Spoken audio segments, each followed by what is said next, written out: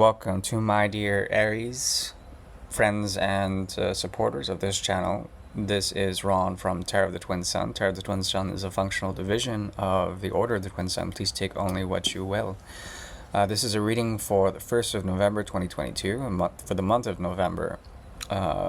And we shall be looking into the first house, what is going on for the energy of Aries in the month of November.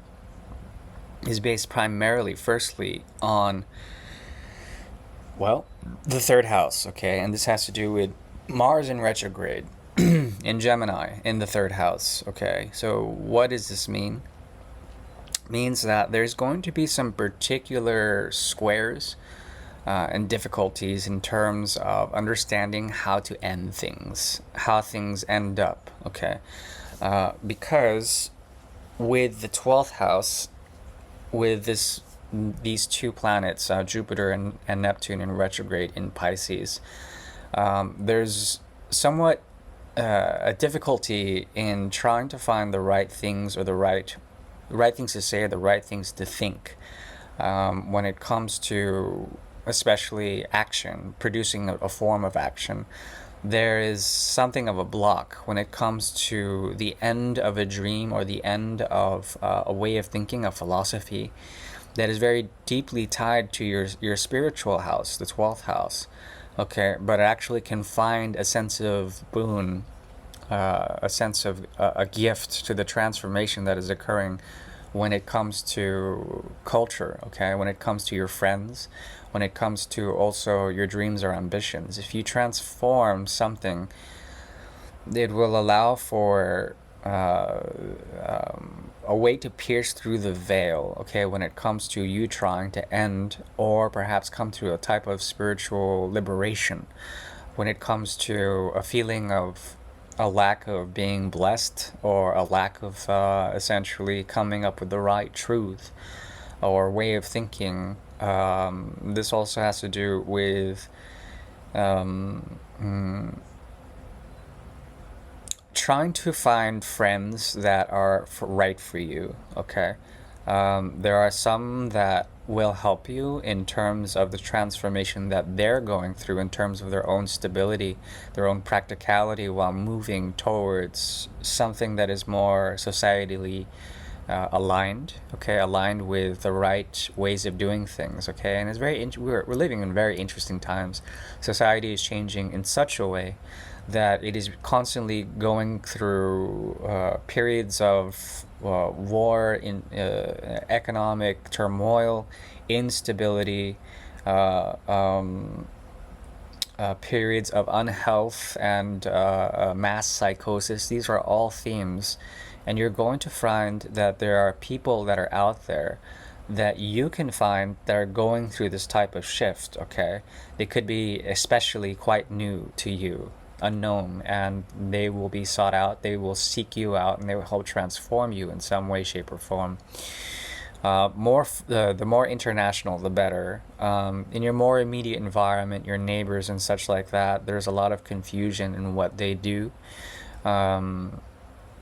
Your siblings, even, there might be a difficulty for them to pierce the veil when it comes to deep insights, general insights that have to do with some form of an end of a system, okay?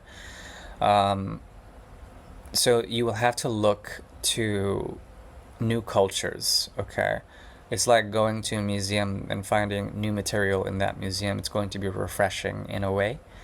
There also is, in your first house, a difficulty in finding, at least for now, the proper stability in terms of a type of self-image, okay? This has to do with a tight square of a very unhappy Taurus with a difficult split energy in the 11th house, with Moon conjunct Saturn, and also squaring up your 7th house with a stellium in Scorpio. Stellium is three planets, and four planets essentially, with Venus, Mercury, Sun, and the South Node in Scorpio in your 7th house, okay? So this has to do with essentially relationships that come in that prove to you who are really legitimate, who are really authentic. They will challenge you, they will help you to transform in some sort of way. They will also bring you into opposition and square you up in terms of your own stabilized image, okay? Your own vision of yourself in terms of practicality, in terms of Venus's energy as well. So there is this heavy, I would call it heavy, sort of time that has to do with your seventh house being activated in terms of Mars's energy, okay? In terms of Scorpio and Pluto, okay? The interesting thing is that you're going to find new connections that are going to challenge you and push you into modes of transformation when it comes to piercing the realm of expectation. Okay, this has to do with moving towards unconditionality, moving towards friends who are actually legitimate. And you're going to find that there are very few of them. And that's what I can tell you in terms of an astrological precursor. We shall move now into the Great Mirror, which is a 9-card spread. 7. It's a 9-card spread that is intended to give you a sense of what is going on. Okay, that is a weird Ace of Wands. I'm going to shuffle up again. 2, 3, 4. Okay, here we are. Okay, so we have here on your side Aries' energy, and on the opposite we have Knight of Cups, Nine of Wands, and the Four of Pentacles. You're dealing with someone here who may be significant, may not be significant, but in terms of a connection, you give them a version of yourself that is stepped down in some way, shape, or form. You don't need this person to feel empowered. There also is something about the way you operate with this person that activates Venus's and Mars's energy, okay? That allows for you to come up with a friend or someone who is merely a connection, someone who needs to be authentic, okay? And you bring forward also this Aquarian energy between you two with the star, okay? Interesting star card. Now, consciously, what may emerge out of this is an insight that you may find empowering in some way, shape, or form. The interesting thing is that you don't need to do much in terms of activating this connection.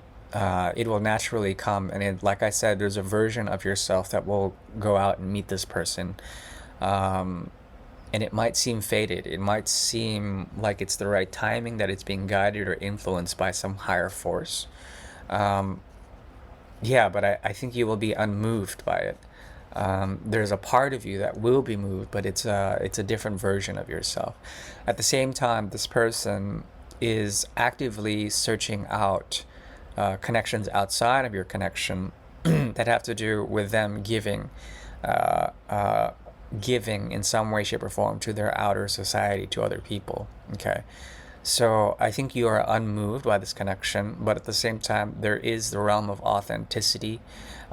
There is also a realm of duplicity where it's like a version of yourself wants to go out and meet someone, or to meet them in some way, shape, or form as a friend or as a lover or somewhere in between, okay? It's a very interesting conscious part of this reading. I think you remain content. There's something about you that is coming through a period of realization, and this type of connection will show you the difference of the four, okay? That is your four and their four. They are the Four of Pentacles, your Four of Rods. So there is a grounded person here that deeply knows themselves, but at the same time they're resistant to change. They're dealing with their own karmas, and they don't want to let loose. There's something very tight-fisted about them. There also is a way for you to essentially embody the platform or the way of doing things, excuse me, regardless of what they're doing, okay? So in this respect, there is mutual harmony. On a deeper level, there is good health in this type of situation. At the same time, there is a type of isolation from their high tower. There's something about what they do that is just distinguished. It is something that causes isolation, but also this isolation is a good thing. I think you would do well to stick to your friend circles as well as those whom you know already, that you already have karmas dealing with, and to observe from a distance, okay? What you're going to bring forward is a sense that you can actually impart on this person a way to bring down their walls by providing a sense of inspiration through leading by not doing much at all. You are filled with a lot of fire in this connection. What is coming up is a lot of fire, but it has to do with the path of Dharma as opposed to the path of passion. Okay, finding the right path, doing the right thing. There's a lot of I would call it stagnation, or perhaps conservatism on their end. Also on your end, but not so much, because there's this joyous element. Lots of Leo and Sun energy on your end, as well as Jupiter, okay? Now, the interesting thing is that with the Ten of Wands in between, a burden is being set down, or it is being carried throughout the path of Dharma, okay? And this is imparting a sense of letting go of what is expected, letting go of something, okay? In terms of walls, or in terms of passions, letting go of all of that in order to bring forward the real truth, or the real righteous way, the real right way of doing things, okay? So overall, I really like this reading. There's a fated element to this that I think both of you know about. There's a need to preserve health, preserve wealth, and the right way of doing things at the same time. What is culminating is a sense of experience, okay, through this type of connection that helps bring an end to the way of doing things in terms of limitations, in terms of human connections, and essentially letting that down and letting something else take root, okay? Whatever that is up to both of you. I think in the future there will be some sort of choice to be made, but it will come naturally. That is the best I can do for my dear Aries. Thank you. Bye-bye.